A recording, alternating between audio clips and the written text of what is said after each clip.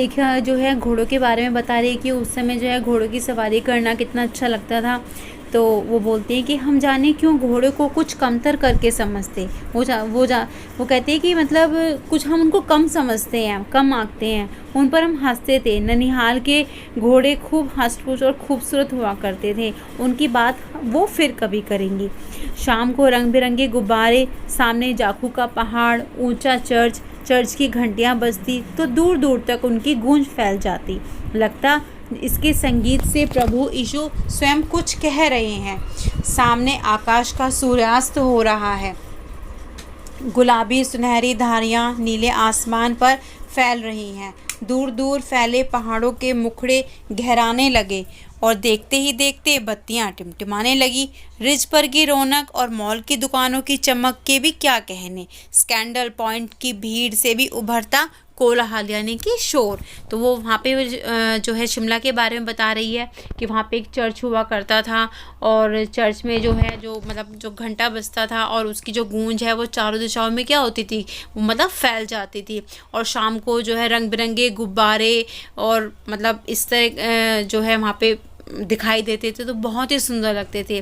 सामने आकाश में जो है सूर्यास्त हो रहा है शाम के टाइम में, और जैसे ही शाम का समय हुआ करता था तो एकदम से गुलाबी सुनहरी धारियाँ जो नीले आसमान में फैल जाती थी और दूर दूर तक जो मतलब पहाड़ होते थे और उनके मतलब मुखड़े जो है गहराने लगते हैं। मतलब जब अंधेरा हो रहा है तो क्या हो रहा है, धीरे धीरे जो है उनका मतलब वो रंग जो है गहरा रहा है। जो वो भाई दिन के समय दिखाई देते थे तो ऐसा लग रहा है जैसे अब ब्लैक ब्लैक हो रहे हैं, और देखते देखते जो है बत्तियां टिमटिमाने लगती, यानी कि शाम हो रही है।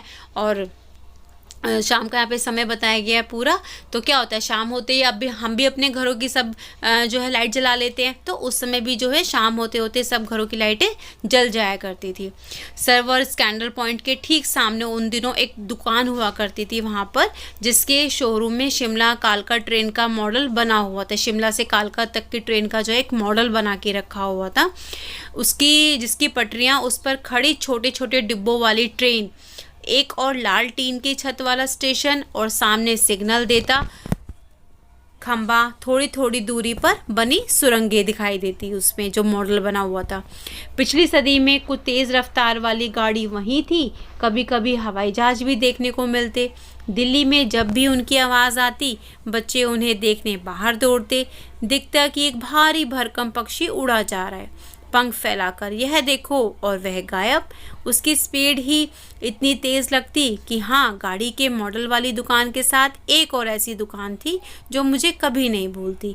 यह वह दुकान थी जहाँ मेरा पहला चश्मा बना था। वहाँ आँखों के डॉक्टर अंग्रेज़ थे। यहाँ पे लिखिएगा बता रही है कि वहाँ पर जो पिछली सदी में मतलब जो मतलब अपने समय की जो बात बता रही हैं, वो कह रही हैं कि वहाँ पर जो एक तेज़ रफ्तार गाड़ी भी खड़ी रहती और कभी कभी वहाँ पे हवाई जहाज भी देखने को मिल जाते। और जैसे बच्चों आपको भी पसंद होंगे शायद, क्योंकि हर बच्चे को पसंद आते हैं। जैसे ही हवाई जहाज की जो है आवाज़ आती है और बच्चे झट से ऊपर छत पे चढ़ जाते हैं और उसको देखते ही बाय बाय, और ऐसा लगता है कि एकदम से आया और आसमान में गायब। तो ऐसे ही लेखिका को, जब लेखिका बचपन में जो उसके बारे में बता रही हैं तो उनको भी एकदम ऐसे ही लगता था। तो शुरू में जब, और वहाँ पे बता रही कि वहाँ पे एक जो है एक दुकान हुआ करती थी जिसका चश्मा जो है सॉरी यहाँ पे लिखिएगा बता रही है आगे कि गाड़ी की जो मोटर वाली दुकान थी उसके साथ ही एक चश्मे की दुकान हुआ करती थी। और वहाँ पर जो है डॉक्टर अंग्रेज़ थे जिन्होंने उनका चश्मा बनाया था लेखिका का, क्योंकि उनकी आंखें शायद कमज़ोर हो गई थी बचपन में। तो शुरू में तो जब उनको चश्मा लगाना पड़ा तो उनको बहुत अटपटा लगा। छोटे बड़े मेरे चेहरे की आँखें की ओर देखते और कहते आँखों में शायद कुछ तकलीफ़ हो गई है। इस उम्र में ऐनक, जैसे बच्चों को बोलते थे अरे छोटी सी उम्र में ऐनक पहन रखा है यानी कि चश्मा पहन रखा है, शायद आंखों में कुछ प्रॉब्लम हो गई है, दूध पिया करो। मैं डॉक्टर साहब का कहा दोहरा देती, कुछ देर पहनोगी तो ऐनक उतर जाएगा। वैसे डॉक्टर साहिबा ने पूरे आश्वासन दिया था, लेकिन चश्मा तो अब तक नहीं उतरा। डॉक्टर ने कहा था कि थोड़ी देर पहनोगी तो फिर आंखें ठीक हो जाएगी और आपका चश्मा उतर जाएगा, लेकिन वो तो बच्चों को बहकाने वाली बात होती है। तो वो कहती है यहाँ पे लेखिका पर ऐसा आज तक नहीं हुआ। चश्मा मुझे अभी तक भी लगाना पड़ता है, नंबर बस कम होता रहा। मैं अपने अपने उसकी ज़िम्मेवार हूँ, मैं खुद ही उसकी ज़िम्मेदार हूँ। वो कहती है यहाँ पे क्यों? क्योंकि वो कम रोशनी में जो है रात को टेबल लैंप के सामने काम किया करती थी देर तक। तो अब जैसे अगर आप भी कम रोशनी में पढ़ोगे तो क्या होगा, आंखें कमज़ोर हो जाएंगी। इसी के लिए बड़े कहते हैं कि जो घर में हम पढ़ते हैं तो रोशनी जो है अच्छी खासी होनी चाहिए जहाँ पे हम पढ़ते हैं। कम रोशनी में कभी भी नहीं पढ़ना चाहिए क्योंकि आंखें कमज़ोर हो जाती है। हाँ, जब पहली बार मैंने चश्मा लगाया तो मेरे एक चचेरे भाई ने मुझे छेड़ा, देखो देखो कैसी लग रही है। तो जो चाचा के बेटे हैं चचेरे भाई, उन्होंने उनको छेड़ा और देखो देखो कैसी लग रही हैं। जैसे बचपन में एक बच्चे एक दूसरे को चिढ़ाते हैं चश्मा लगा के, इसी तरीके से लेखिका के साथ भी हुआ। तो आगे वो बोलती हैं कि आँख पर चश्मा लगाया ताकि सूझ दे, जो उनका चचेरा भाई था। तो वो कहती हैं कि वो कहता है कि आँख पर चश्मा लगाया ताकि सूझे दूर की, यह नहीं लड़की को मालूम सूरत बनी लंगूर की।